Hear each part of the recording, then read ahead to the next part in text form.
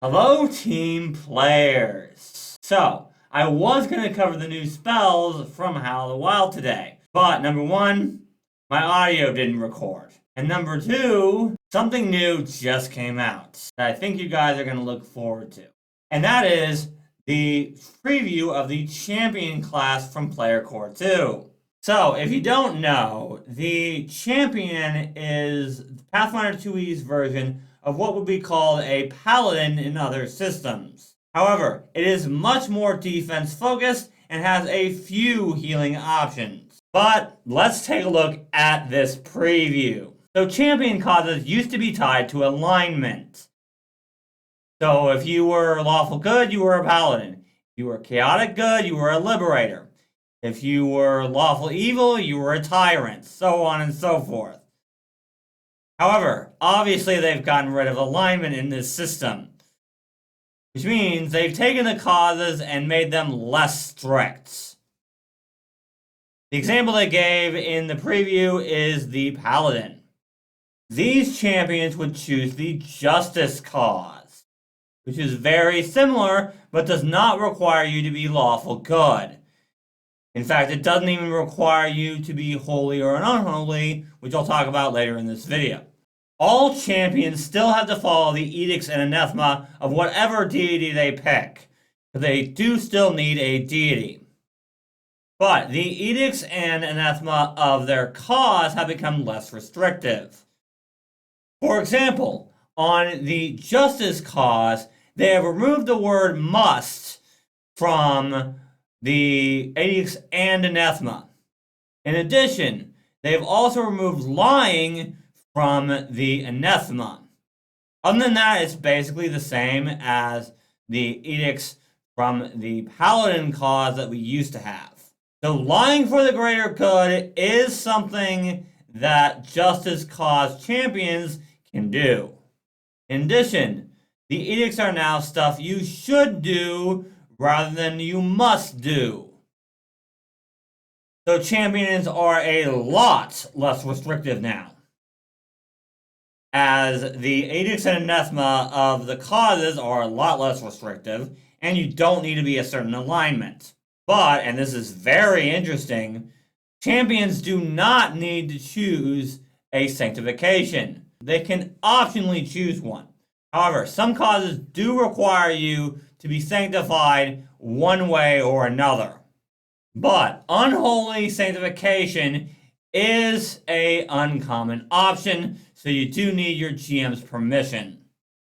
In addition, each sanctification gives you another edict and anathema and makes all your strikes holy or unholy, just like clerics. The Player Core 2 options for causes are justice, obedience, and liberation, which are available to all champions. Desecration and inequity, which are available to unholy champions. And redemption and grandeur, which are only available to holy champions.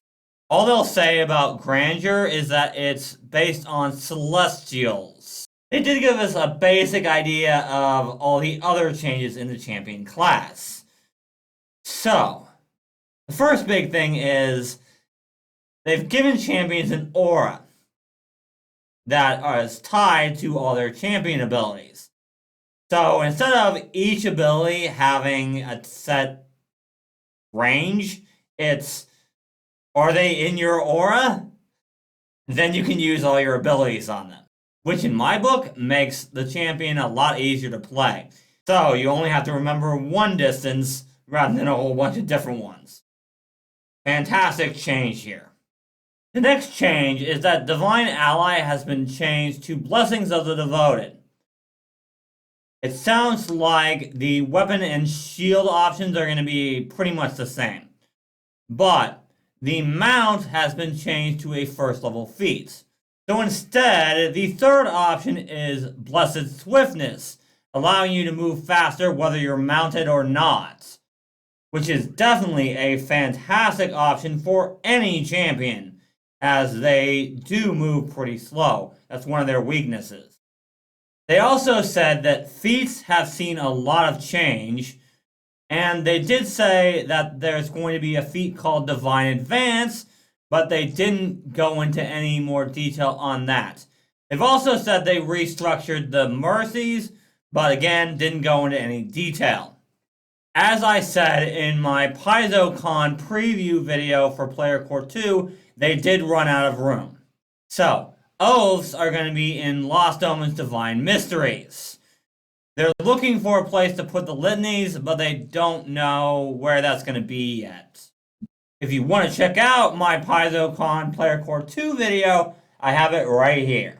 Now, you're still going to get a focus spell, but it's going to be based on the divine font of your deity. So that's either going to be Lay on Hands for healing font deities, or Touch of the Void, which was formerly known as Touch of Corruption, for harm font deities. There's also an option for any deity called Shields of the Spirits. This one is more built for defensive type characters, and it is fantastic. You must be wearing a shield in order to use this focus spell. However, for one action, you raise your shield. And as long as your shield is raised, or until the start of your next turn, whichever comes first, all of your allies within your champion's aura get a +1 bonus to their AC. In addition, anytime an enemy tries to strike one of your allies while this spell is active, they take 1d4 spirit damage, regardless of whether they hit or not. However, these bonuses only apply when the ally is in your aura, ending if they leave and returning if they come back. You do not count as your own ally, and so do not gain this benefit. It is only your other party members that gain this benefit. It sounds to me like you're going to be able to take Lay on Hands, Touch of the Void, or this at first level, before you even take your first feat. And I would definitely at least consider this one. This literally says, all my allies are harder to hit, and oh, you want to attack them? Go right ahead. You're going to take damage every time you do.